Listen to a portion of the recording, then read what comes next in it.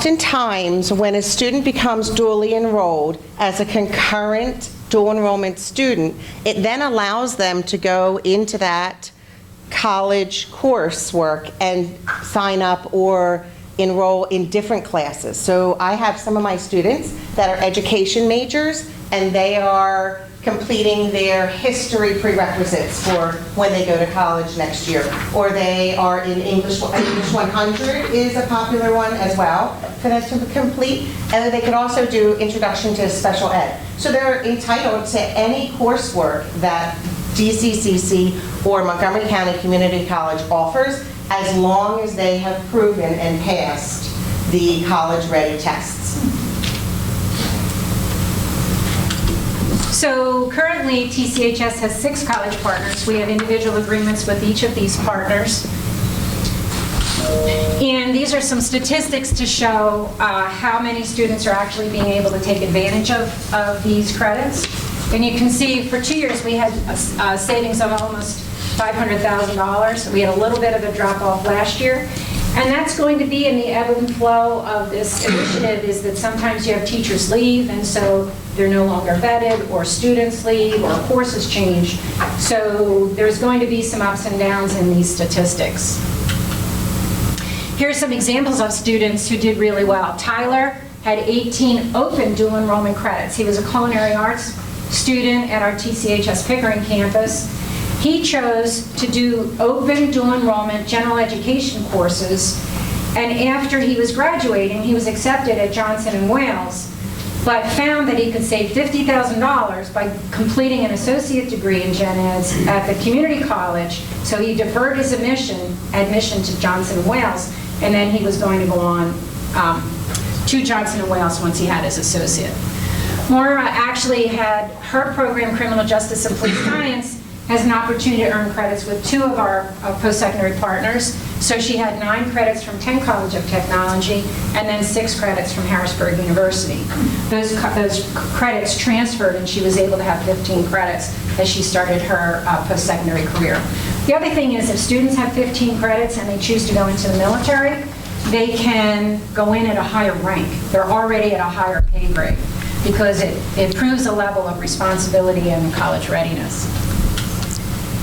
So concurrent dual enrollment, remember that's the one that's taught by the high school teacher during the high school day. And this is an example for teacher leadership, and this is Ellen's course. It's another way to look at the charts that you saw before, but again, it's the purple, as we showed you in the how can you earn college credits. So this would then be on the purple page. I don't know if anyone attended earlier the Berks CTC and the Reading Muhlenberg, their academies. Was anyone in that? Okay, so this program, I think, is a little bit more similar to that. And then we have open dual enrollment. And so we suggest to students in certain programs what courses they might want to consider through open dual enrollment. We look at the courses that are generally needed in a career field related to the CTE program that they're in. So you could see that these would be normal courses that students might take if they pursued a degree in education. So these are suggestions. And this is an area where students do start taking the courses. This student success course is a how do you do college, and it transfers as a freshman seminar. So why dual enrollment? So everybody likes to be data-driven, and everybody likes what research says. And Columbia University has studied 200,000 high school students who have been dually enrolled in college courses. 88% of those students go on to higher education. There's also a statistic then that says, well, of all of the students that go out to get a bachelor's degree, 59% complete their bachelor's in 6 years. Dually enrolled students are completing their bachelor's 60% of the time, but in 5 years. So then it goes back to the very first slide when I said if you have $1,800 that you've saved, Well, now these dually enrolled students have an entire school year saved. So my daughter's getting ready to look at colleges, and colleges are $40,000 to $75,000. So not only would you save an entire school year, but then you're out working as well. So it's kind of twofold. I just thought of that today. So not only are you saving $40,000 for the students, but now you're earning income. So it's double. Right. So you could hear it from teachers because we do it every day. I asked my class one day during, at the start of our session, how does dual enrollment benefit them? And this is what they had to say. Now, this is my Teacher Leadership Academy class. And again, this is a class they know they want to be educators. My afternoon also participates in dual enrollment, but this interview is with Teacher Leadership Academy. So we'll keep going about student success. So you'll hear my students, they're able to identify quite quickly what the benefits have been for them to be a dually enrolled student. Can you click, Jane? I just want to start today's class off with a discussion on the importance or the value, the benefits of participating in a dual enrollment course as a high school student. Does anybody want to share any ideas or any feelings on how your current dual enrollment courses are going to have a positive impact on your education? Thanks, Erin. Yeah. I just want to start today's class off with a discussion on the importance or the value, the benefits of participating in a dual enrollment course as a high school student. Does anybody want to share any ideas or any feelings on how your current dual enrollment courses are going to have a positive impact on your education? Is that? I think that it's important to see if you're interested in something. It might So not she says if you're interested in something, it allows you to see if you're interested in something prior to enrolling in a whole program. If you're already doing it in your class, you might as well get all the credit for it, because a lot of times the dual enrollment work is built into the course load already, so you might as well get the benefit out of it. Okay. Lynn? Even if the credits don't count for your major, they still count as elective credits. Awesome. So even if they don't count for you, there will be elective credits. Isabella talks about bridging the gap between a college course and a high school course and how I am there to help her when she needs help. Yeah, it also helps you save a lot of money through college since the courses are discounted. She talks about saving money. You can also complete your gen ed for college. Okay. And you can also get credits out of the way in high school, so that way you have more room to do that in college. And then that's it. You So can then stop it. overall, would you consider it then an opportunity that all students should take advantage of if they have? So they all agreed unanimously that they think it's a benefit. This is a student who is now at Westchester University. She's a senior, and she went in with her, I think she went with 12 college credits to Westchester University, and she's a secondary math major. And as a result of having those electives freed up, she was then able to become involved in urban studies, middle grades math prep, and contemplative studies. So for her, it opened up her schedule to explore more topics within education. And then this is another student, Megan, who went on to the University of Delaware, and she, with her background, was able to participate in a Summer Scholars Undergraduate Research Symposium. And I don't like to read from slides, but she said, Teacher Leadership Academy ignited a passion in me that I didn't know I had. And without it, I would not be the student, teacher, or person that I am today. This program gave me the experience, knowledge, and direction that has driven my success in college. And many of the opportunities I have now, I attribute to the support and guidance given to me because of the program. So she has had great success. I also received an email from her after her first semester saying she had the highest grade point average in the Department of Education. So she went with all that background knowledge. It also allows them to, like Westchester University, Cassie was able to sign up for her coursework that gets filled at big universities like that. So when she went, her friends went to sign up for education, EDU 110 or whatever it was full. And then Cassie got to go ahead of time and have access to the course selection prior to students who didn't have credits. So Ellen, I just want to stop right here. Teacher Leadership Academy, the curriculum is essentially the 9 credits. Is that correct? Yes. So that course is based on the college course requirements. The way the Montgomery County Community College course fits into early child care is a little different. So in early child care, it is delivered through our task list. So, and I have a liaison from Montgomery County Community College who comes in, she observes me, and she shares all of her material with me as well. So how do you develop a dual enrollment agreement? Where do you start? Well, there's a lot of relationship building, and that's where you need to start. Sometimes we will approach a post-secondary partner. Sometimes post-secondary partners approach us. It usually starts with a meet and greet meeting. You try to see where you have commonalities, where you have the potential, where do our career and technical programs overlay with the college's majors. What is the goal of the college? What are they looking for? Where can we get started?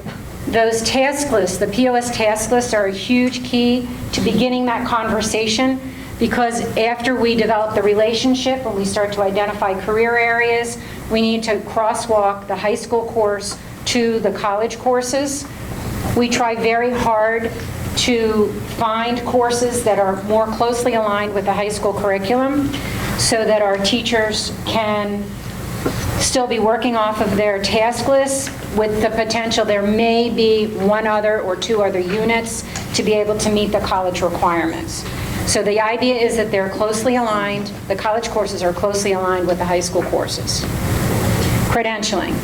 Each one of those 6 partners has different requirements for the high school teachers to be vetted. We have everything from a post-secondary that requires industry experience and a little teaching, to a post-secondary partner that requires a master's in the discipline. And by in the discipline, they don't mean like math ed, they mean like math. So they're very specific about what the requirements are for the instructor. There are different processes for the teachers to go through to provide their credentials.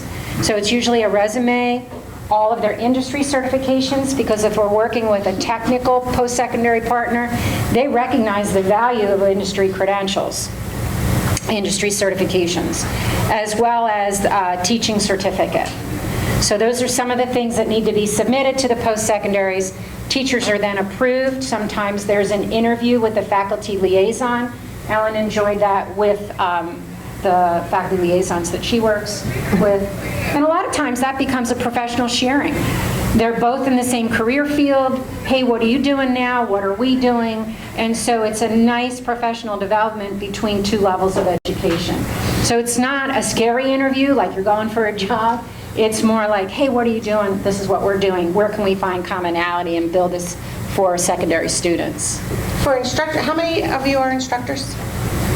So from an instructor's, because I'm an instructor, from an instructor's point of view, I've had all positive experiences with my liaisons, and they're very willing to help me with anything that I need help with and to provide the guidance that I need. In addition to the freedom as well. You have your freedom, your academic freedom as well. And that's one of the interesting things for the high school teachers. High school teachers are so structured. You have a curriculum that's given to you. You have lesson plans that you write on a regular basis.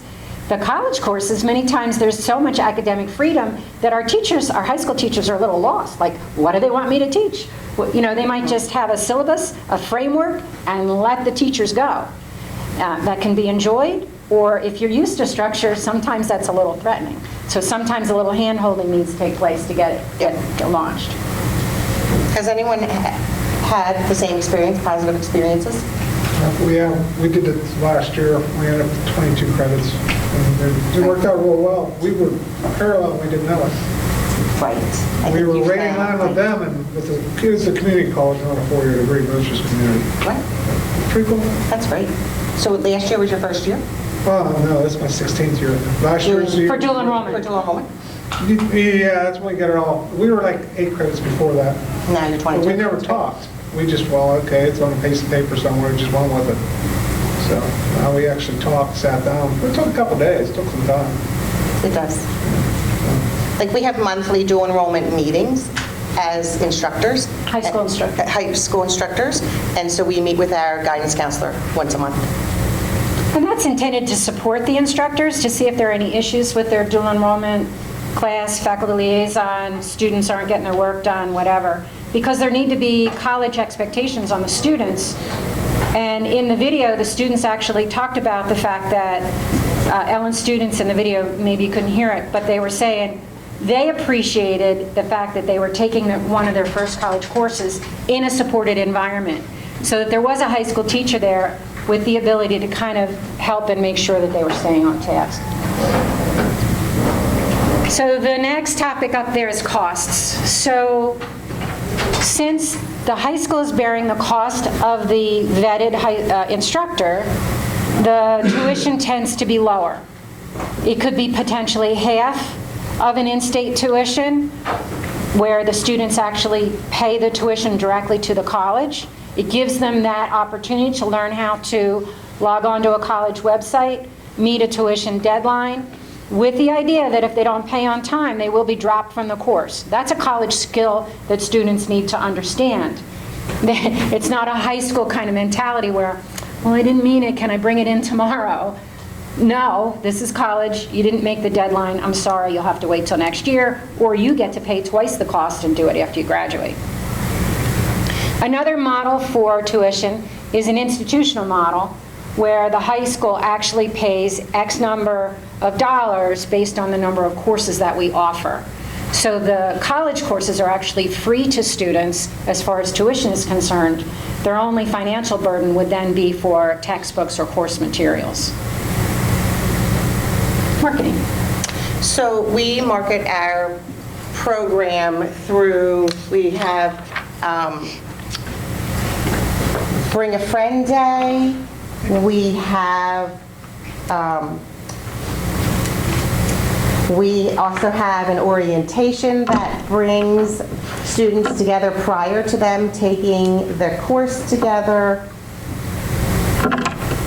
We have the liaison get-togethers and the professional development activities like that as far as marketing goes. Right, so we give the colleges access to come in and recruit our students to their programs. That's part of the agreement. It's kind of missionary mercenary on their part. The mercenary part is they want students, and the missionary part is they're giving away some credits at reduced cost or no cost. So for the college partners, it's an opportunity to market their programs, their school, their opportunities. We'll attend, every college usually has a spring fling in the spring. We'll take them to the community college spring fling, the picnic, those kind of activities. The orientation is held in the spring, and that is actually an opportunity to get together with the parents. Parents understand the cost of college, they understand the difference in tuition, and they're very excited when you tell them the benefit and the money saved. Students actually fill out their college application. They then have an opportunity to meet placement testing. We need to make sure that students are college ready. Different partners have different requirements for that. Some use the AccuPlacer, and that's a great placement test that is a product of the College Board. Some use Nelson Denny. Most are looking for reading comprehension, and depending on the course, there may also be math. If it's a computer programming and actually auto, sometimes there's math involved. So students have to test into these courses. We also give them an opportunity to opt out of placement testing with SAT scores. Tracking. Wow. Dual enrollment is reportable on PIMS at 2 different places. One is the student fact, and that is where the individual student and the college course that they took is reported. And also in the CTE, for those of us that are in career and tech, That's reported at the summer reporting, and that's for students' cumulative credits. So that's another issue for tracking, is that we have to make sure with students, they potentially might be earning dual enrollment credits in 10th, 11th, and 12th grade because we have 3-year programs. So we have to keep track of that. So we're tracking for PIMS reporting, we're tracking over 3 years, but the really amazing thing is now, whatever dual enrollment credits they earn is a plus, not only for their career in tech, but also for the sending schools, because it contributes to their Future Ready PA index, their school performance profile. So it's kind of like double credit. It's really exciting that we are now getting credit for technical dual enrollment.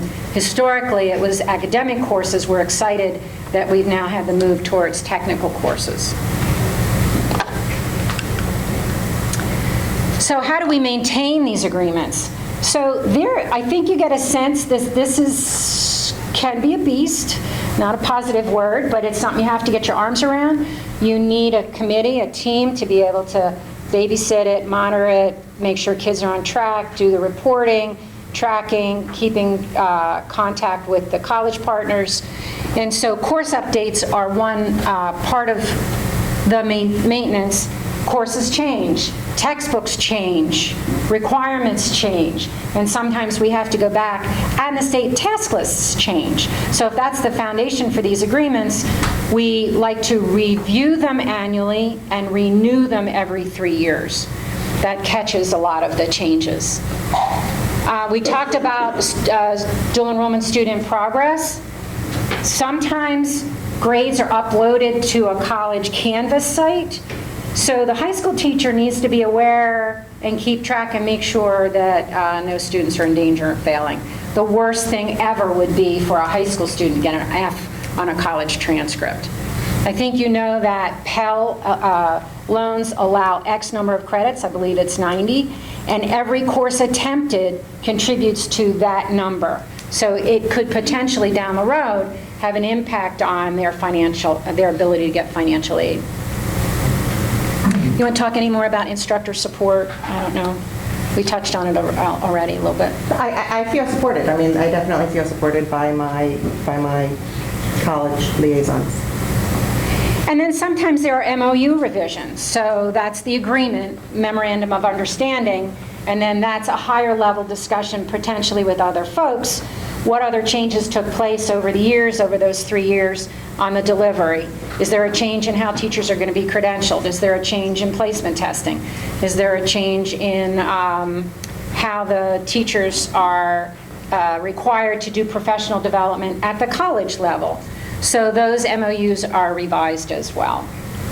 And lastly, we're going to touch on IDEA and ADA. So in our high schools, students have an opportunity to have IEPs, and that falls under the federal legislation for IDEA. In their IEPs, they have specially designed instruction, and at the college level, then it's very different. And colleges have offices of disabilities, and generally when a student graduates from high school and they go to college, if they want some disability services, they need to provide fresh testing to that Office of Disability Services.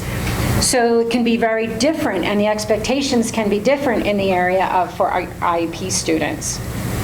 What we have negotiated with all of our partners for IEP students, without regard to what's in their IEP, because just to make it easier, is that all students have an opportunity to have extended time, 1.5 times for tests, and that they can have alternate placement for testing. Those are easy buttons. It's in a lot of IEPs. Colleges agree to those with absolutely very little conversation.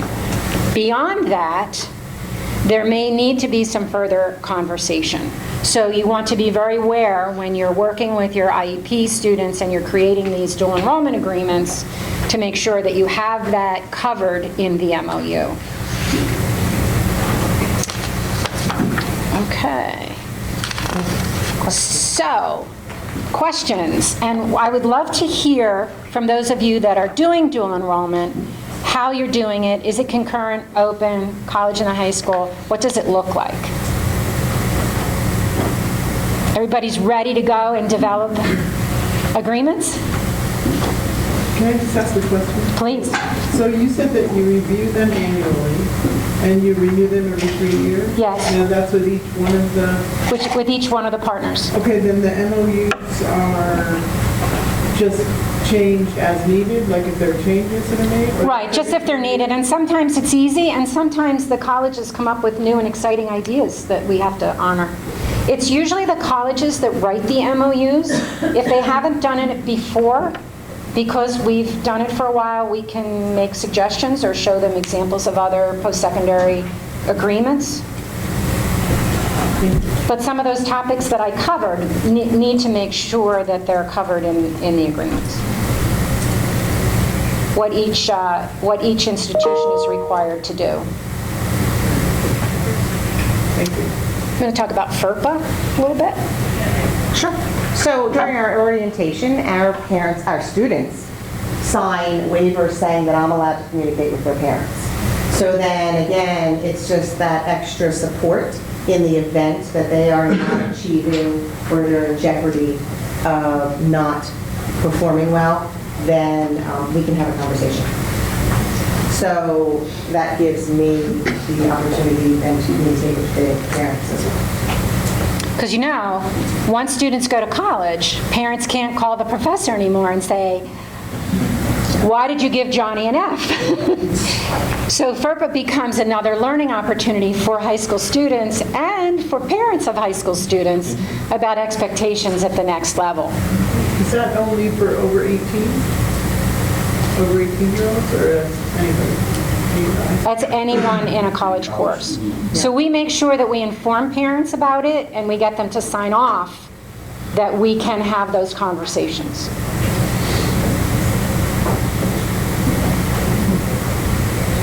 Do you promote any one of the four more than another? You know, the one-to-one, the SOAR, that sort of thing. We offer all at Lackawanna College. That's why I'm curious. I think that in all of our opportunities to talk about college credit, we try to hit all four. We see that as a value. So that would be at open houses. We have back to school night. We always have a table to inform parents. Each career and technical instructor is given the program page, which will have each of the opportunities available through their program. These are available for every student. So those are the ways that we try to give the information to all of our stakeholders to make sure.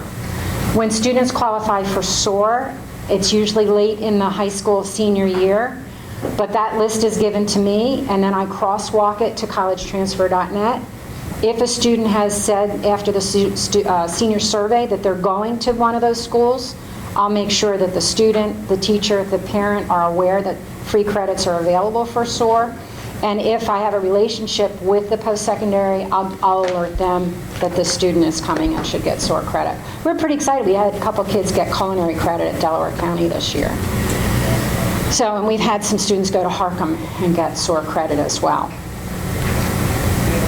In your packets, you are also given a timeline, and this timeline puts some of the burden of application, testing, tuition on the student. That is a college skill. So we want to make sure that they know what the deadlines are, and with each college partner, the deadlines are different. So it's interesting to try to overlay each of these through the fall. The other thing is that we try to arrange with our partners that all of our courses are spring courses. We don't do fall courses. But that has to do with the fact that our enrollment doesn't really solidify until September 30th. So to be able to do a fall course would be very difficult. If you're in a comprehensive high school, you potentially could have, let's just say they want to do senior English, you could have students apply, your juniors apply in the spring, do their placement testing, and then for a scheduling, that would be really easy for the next year. So because we don't really have a steady population in the fall, we use all fall as our timeline to market the opportunities. School counselors go into the classrooms as well to talk about the opportunities, inform parents of the opportunities, to make sure students know what the deadlines are. Once they've applied, then we schedule in-house testing, We find out who's college ready, who's not. We schedule makeup testing so that students have time to tutor and get maybe skill up and successfully test college ready before January when the courses begin. So we generally do dual enrollment for spring. Our college partners have give us some flexibility into what the course start and end dates are. They don't always follow the college calendar. We try to give the students as much time as we can. So it's usually an early January start, and we might go through the end of May, where colleges are going to end up, early May. So it gives our teachers extra time. The other thing is about seat time, because colleges have 45 hours for hours for a credit course. It's 15 hours. I'm getting mixed up. So anyway, there's seat time at the college level, and we supersede that. So it's never an issue about seat time for each of the college courses. So that's not something that's an issue when you're negotiating these courses. But 9 is pretty good. I mean, you probably wouldn't want more than 9 and Ellen's course is 90 minutes a day. It's not, the teacher leadership isn't an approved program, but she has enough seat time to be able to get the 9 credits in teacher leadership. Any other questions? I have links complete, so as we wrap up, if you're interested in one of these, and also on your way out, we have an assignment. If you have any stickers left over on the bottom of these two, they're over here towards the exit, go ahead. Do you feel any better? Do you feel more confident? Because there were plenty of yellows and reds. Did any of them, did you improve or gain any knowledge about dual enrollment and... There should be extra stickers in the back, I think. Okay, fine. Back there in the basket. Put a sticker up there on your way out if you feel... And also, if you'll bring your markers back and throw them in the basket, we'd appreciate it. Basket right here. Yes, Thank you, everyone. Thank you.